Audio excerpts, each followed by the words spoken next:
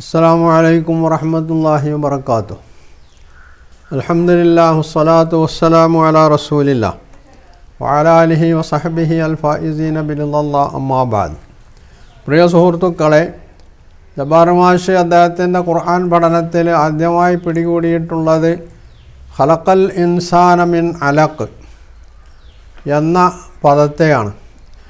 അതിനാരോ ഒരു മലയാളി ഖുർആൻ പരിഭാഷപ്പെടുത്തിയ രക്തപിണ്ഡത്തിൽ നിന്ന് മനുഷ്യനെ സൃഷ്ടിച്ചു എന്ന് അർത്ഥം പറഞ്ഞിട്ടുണ്ട്.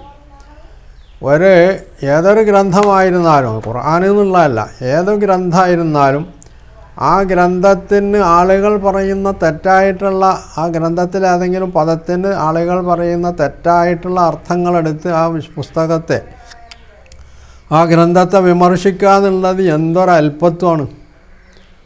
യഥാർത്ഥത്തിൽ അല്പന്മാരാണല്ലോ ഇവർ. അല്പൻ അർദ്ധരാത്രിയിലും കുടപിടിക്കുന്നതാണ്. അപ്പോൾ അങ്ങനെയുള്ളൊരു കുടപിടിക്കലാണ് ഇവിടെ ജബ്ബാർ മാഷ് നടത്തിയിട്ടുള്ളത്. ഒരു പദം അതിന് ഭാഷാപരമായിട്ട് ഒരർത്ഥം ഉണ്ടാവും, അതേ പദത്തിന് തന്നെ സാങ്കേതികമായിട്ട് മറ്റൊരർത്ഥം ഉണ്ടാവും.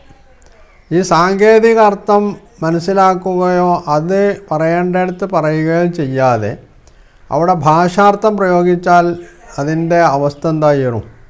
ഇത് ജബ്ബാർ മാഷ പോലുള്ള ഒരു മാഷിക്ക് പറഞ്ഞു കൊടുക്കേണ്ട കാര്യമൊന്നുമില്ല.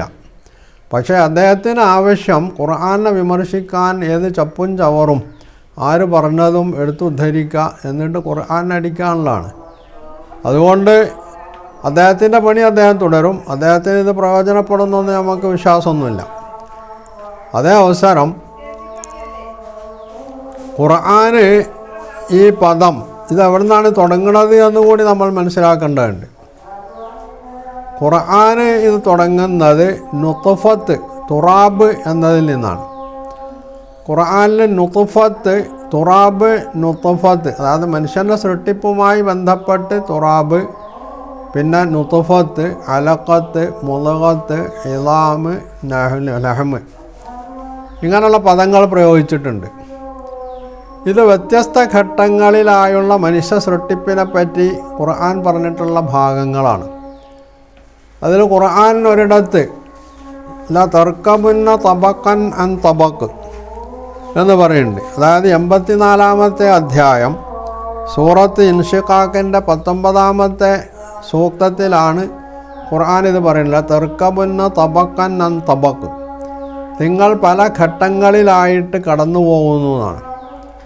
ഇത് ഒരു നിലക്ക് മനുഷ്യൻ്റെ സൃഷ്ടിപ്പുമായി ബന്ധപ്പെട്ട് പറയാം.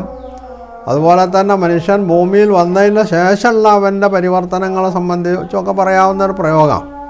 അപ്പോൾ ഇങ്ങനെ വ്യത്യസ്ത ഘട്ടങ്ങൾ സംബന്ധമായുള്ള ഖുർആനിൻ്റെ ഒരു പ്രയോഗമാണ് യഥാർത്ഥത്തിൽ സൂറത്ത് അലഖിൽ പറഞ്ഞിട്ടുള്ളത്.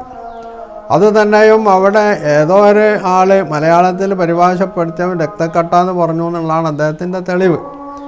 യഥാർത്ഥത്തിൽ അലക്ക് എന്നത് രക്തക്കട്ടയാണോ എന്ന് ഖുർആനിലെ ഈ പദവിന്യാസങ്ങളുടെ വ്യത്യസ്ത രീതികൾ അല്ലെങ്കിൽ അതിൻ്റെ വ്യത്യസ്ത സന്ദർഭങ്ങൾ അത് മനസ്സിലാക്കിയാൽ നമ്മൾക്ക് ബോധ്യപ്പെടുന്നൊരു സംഗതിയാണ്. അവിടെ ഖലഖൽ ഇൻസാന മിൻ അലഖ്, അലക്കിനാൽ മനുഷ്യനെ സൃഷ്ടിച്ചു. അവിടെ അലക്കിൽ നിന്ന് എന്നല്ല യഥാർത്ഥത്തിൽ പറയേണ്ടത്, അലക്കിനാൽ. അതായത് അലക്ക് രൂപാന്തരപ്പെട്ടിട്ടാണ് മനുഷ്യനായി തീരുന്നതെന്നാണ്. ഈ അലക്ക് എന്നുള്ള പദം ഖുർആനിൽ ഒരു തവണ മാത്രമേ ഉപയോഗിച്ചിട്ടുള്ളൂ. അത് ഈ സൂറത്ത് അലക്ക് എന്ന് പറയുന്ന ഈ സൂറയിലാണ്. അതായത് 96-ാമത്തെ അധ്യായത്തിൽ 2-ാമത്തെ സൂക്തത്തിലാണ് പ്രയോഗിച്ചിട്ടുള്ളത്. അവിടെ ഇഖ്റ ബിസ്മി റബ്ബിക്കല്ലദീ ഖലഖ്, സൃഷ്ടിച്ച നിൻ്റെ നാഥൻ്റെ നാമത്തിൽ വായിക്കുക. ഖലഖൽ ഇൻസാന മിൻ അലഖ്, അവൻ മനുഷ്യനെ അലക്കിനാൽ സൃഷ്ടിച്ചു. ഈ അലക്ക് എന്ന് പറയുന്നത് എന്താണ് എന്ന് ഇൻഷാ അല്ലാഹ് വിശുദ്ധ ഖുർആനിലെ തന്നെ ഇതുമായി ബന്ധപ്പെട്ട പ്രയോഗങ്ങൾ. അലക്ക് എന്നത് ബഹുവചനാണ്. അതിൻ്റെ ഏകവചന അലക്കത്ത് എന്നുള്ളതാണ്. അലക്കത്ത്, നുത്ഫത്ത്, തുറാബ്, ലഹ്മ്, ഇളാമ്, ഇതൊക്കെ ഏതൊക്കെ ഘട്ടങ്ങളിലാണ് വിശുദ്ധ ഖുർആൻ പ്രയോഗിച്ചിട്ടുള്ളത് എന്നത് ഇത് മനസ്സിലാക്കാൻ വേണ്ടി ഗ്രഹിച്ചിരിക്കുന്നത് നല്ലതാണ്. അപ്പോഴാണ് ജബ്ബാർ മാഷരുടെ ഈ രംഗത്തുള്ള തട്ടിപ്പും അദ്ദേഹത്തിന് വസ്തുതകളായി അംഗീകരിക്കുക എന്നുള്ളതല്ല, ആരോ എഴുതി വച്ച ഏതോ ചപ്പും ചവറും എടുത്തിട്ട് ഖുർആനെ വിമർശിക്കുക എന്നുള്ളതാണ് അദ്ദേഹത്തിൻ്റെ ഉദ്ദേശ്യമെന്നും അപ്പോൾ നമ്മൾക്ക് മനസ്സിലാക്കാൻ കഴിയുമെന്നുള്ളതാണ്.